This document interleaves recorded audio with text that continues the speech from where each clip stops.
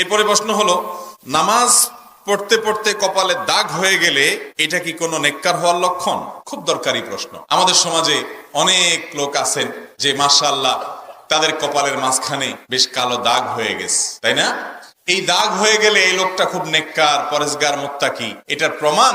নাকি একজন মানুষ নামাজ কালাম পড়ে কিন্তু হয়তো তার কপালে দাগ হয় নাই, তাইলে এই লোকটার নামাজ কবুল হলো না, লোকটা ভালো মানুষ না, এরকম কিনা? তো এটার উত্তর হলো, দেখেন আল্লাহ রাব্বুল আলামিন কোরআনে কারিমে একটা আয়াতের মধ্যে আল্লাহর নেককার বান্দা, আল্লাহর প্রিয় মানুষদের, সে সোনালী যুগের সোনালী মানুষদের প্রশংসা করতে গিয়ে আল্লাহ বলেছেন, সীমাহুম ফি ওয়ুজুহিহিম মিন আসারিস সুজুদ, তাদের সিজদার যে আলামত এটা চেহারার মধ্যে ফুটে ওঠে। সিজদার আলামত কোথায় ফুটে ওঠে?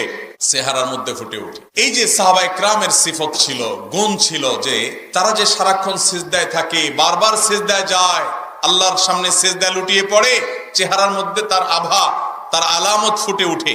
এই আলামত বলতে কাকে বোঝায়? কোন কোন মুফাসসির, দুই একটা তাফসীরের কিতাবের মধ্যে এই কপালের এই দাগকে সিজদার আলামত বলা হলেও বেশিরভাগ মুফাসসিরগণ বলেছেন এই আলামত বলতে আপনার বোঝানো হয়েছে খুশু খুদুকে, চেহারার নুরানিয়তকে, উজ্জ্বলতাকে।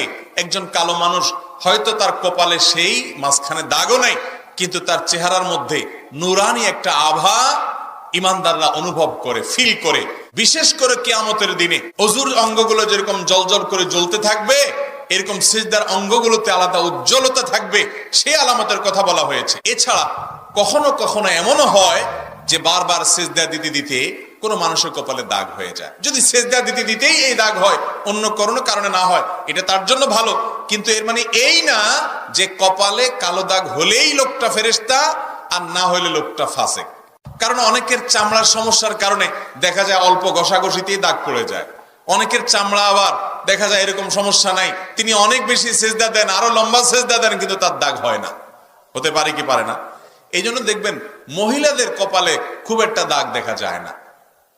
খেয়াল করে দেখেন, মা চাচিদের কপালে, আপনার মাহরাম মহিলারা যারা বাসায় আশেপাশে আছে, দেখেন তারা সিজদা কি কম দেয়? মাশাআল্লাহ, তারা অনেকে আছে আমাদের অনেক পুরুষের চাইতে বেশি সিজদা দেয়, কিন্তু এত দাগ হয় না। এই জন্য এই দাগ হলেই সে নেককার, আর না হলেই সে বদকার, এরকম সহজ হিসাব করার সুযোগ নাই।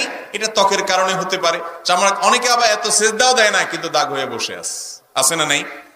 তো এই জন্য এই কপালের দাগ এটা নেককারের আলামত, আর কপালের দাগ না থাকা বদকারের আলামত। এটা সঠিক কিছু না।